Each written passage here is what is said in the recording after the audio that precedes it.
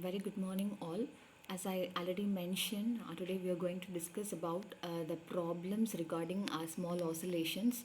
I think it is an important topic to go through because it is a frequently asked question in all the competitive exams like CSIR, NET, JEST and GATE. So let us get into the session now. So let me take the first problem, which is this: a particle of unit mass moves in a potential V of x is equal to ax squared plus b by x squared, where a and b are positive constants. The angular frequency of small oscillation about the minimum of the potential is. We have to calculate the angular frequency and the given is potential. So here it is very well known that a and b are the constants. So now the condition is this, which is dou v by dou x is equivalent to 0. So I just want to find a derivative of the potential, which is equivalent to 2ax minus 2b by x cube is equivalent to 0. From which I can find the value of x, which is equivalent to b by a the whole power 1 by 4. But here we have replaced x naught as x as x naught because x naught represents a stable equilibrium point. So now the ultimate aim is to find the angular frequency of small oscillations. So the formula is omega is equal to root of k by m. So here m is unit mass, so m is equivalent to 1 and k is equivalent to dou squared v by dou x squared. So again we have to find the derivative, which is equivalent to 2a plus 6b by x naught power 4. So now we know the value of x naught. So now I'm just going to substitute the value of x naught here. X naught is equal to b by a the whole power 1 by 4. X naught power 4 is equivalent to b by a. So this will be equivalent to 8a. So now I'm just going to apply all these things in the formula, which is omega is equal to root of k by m. So omega is equivalent to square root of 8a by 1, which is equivalent to square root of 8a. This is the angular frequency of the small oscillations about the minimum of the potential. So coming to the next problem. So we have to solve this problem in the same technique. But the question is something different because here a particle is placed in a region with the potential V of x is equal to half k x squared minus lambda by 3 x cube, where k lambda greater than 0. So now you please see the solution. Here at first we have to find the derivative, which is dou v by dou x. V is the potential given. So that is equivalent to kx minus lambda x squared. So we now get two different values of x. One is x is equal to 0 and another one is x is equivalent to k by lambda. So now I have to find a second derivative, which is dou squared v by dou x squared, which is equivalent to k minus 2 lambda x. So I have to substitute two different values of x in this dou squared v by dou x squared. So the first value of x is 0. So while substituting the value as x is equivalent to 0, I get a positive value. When I'm substituting the value of x as k by lambda, I'm getting a negative value. So this positive value and negative value gives information about the stable and unstable equilibrium. So when x is equivalent to 0, it is a point of stable equilibrium. When x is equivalent to k by lambda, it is a point of unstable equilibrium. So the option is pretty clear here. It is B. Then coming to a similar problem. But here they didn't ask the angular frequency or any other thing.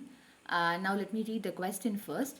The potential of a diatomic molecule as a function of the distance r between the atoms is given by V of r is equivalent to minus a by r power 6 plus b by r power 12.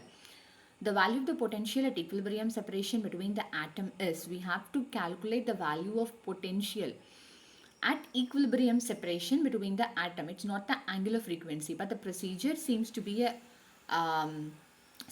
something relevant to small oscillation. So at first we have to find dou v by dou r, which is equivalent to 0, the condition. So then after finding dou v by dou r, I'm just going to find the r value, which is equivalent to 2b by a the whole power 1 by 6. So now V is equivalent to, the potential V of R is equivalent to, now we have found the value of R. So V of R is equivalent to the last step, which is equivalent to minus A by R power 6. So which is nothing but 2B by A the whole power 1 by 6. R is equivalent to 2b by A the whole power 1 by 6. So I'm just going to substitute the value of R in the potential V of R. It's just a mere substitution. So after substituting the values, I'm getting the final result as minus A by, minus A squared by 4b. So this is a method to find the value of potential at equilibrium separation.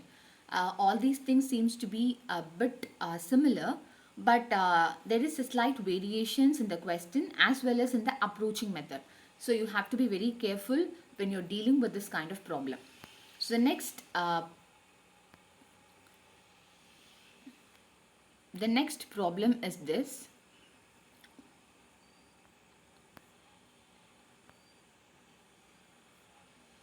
A particle of mass m is moving in the potential V of x is equivalent to minus half ax squared plus 1 by 4 bx power 4, where a and b are positive constants.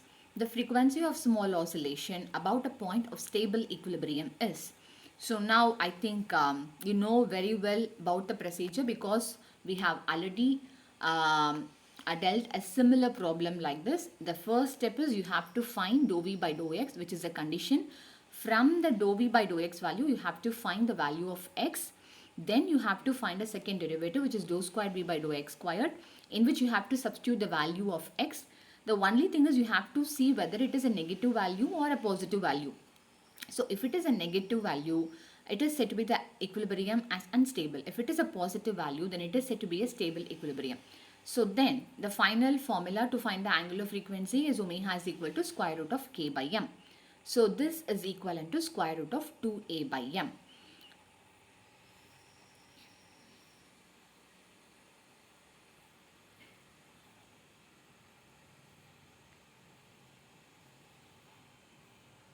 Yes. So the next problem is this. Considering a real life situation, a planet of mass m and angular momentum L moves in a circular orbit in a potential V of R is equivalent to minus k by R, where k is a constant.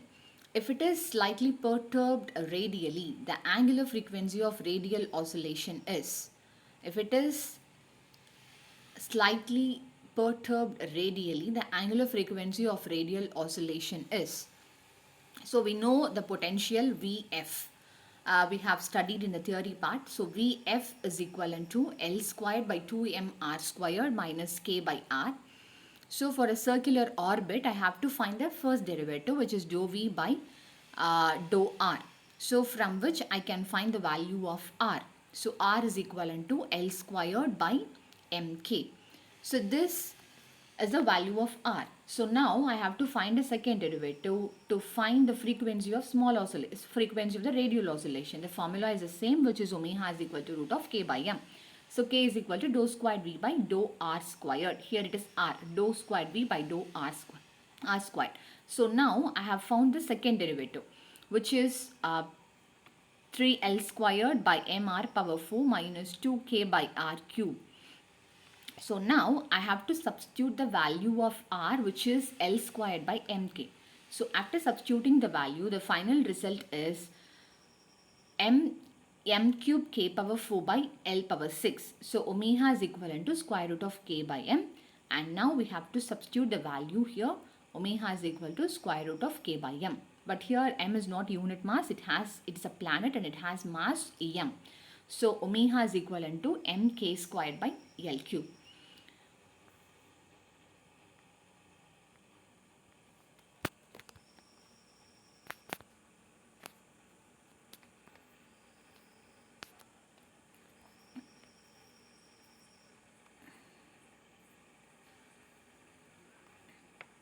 And a similar problem, a particle of mass m moves in one-dimensional potential V of x is equivalent to alpha by 3x cube plus beta by 4 x power 4, where alpha, beta greater than 0. One of the equilibrium points is x is equivalent to 0. The angular frequency of small oscillations about the other equilibrium point is.